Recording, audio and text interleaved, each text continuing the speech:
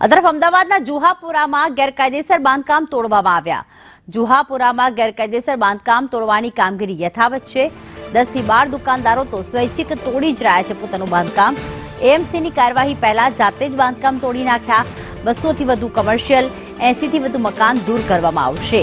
ટ્રાફિકની સમસ્યાને લઈને ગેરકાયદેસર બાંધકામ દૂર કરવામાં આવી રહ્યા છે, જેમાં 10 થી 12 દુકાનદારો તો એવા છે કે જે પોતાની ગેરકાયદેસર જે દુકાનો છે તેને જાતે જ તોડી રહ્યા છે।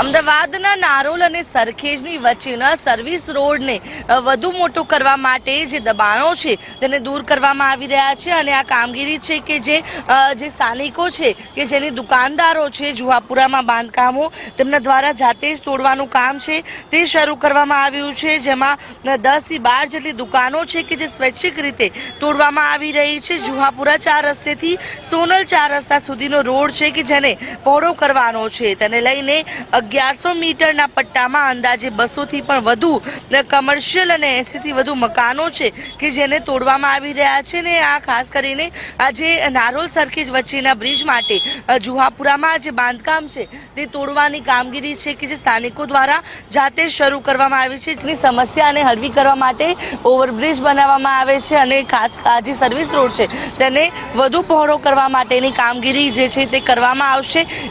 તે પૂર્વે જે આ ગેરકાયદે દબાણો હતા તે કબજેદારોએ જાતે જ તોડી પાડવાની કામગીરી છે તે હવે શરૂ કરી દીધી છે। કેમેરા પર્સન મનીષ વાણિયા સાથે આયુષી યાજ્ઞિક, સંદેશ ન્યૂઝ, અમદાવાદ।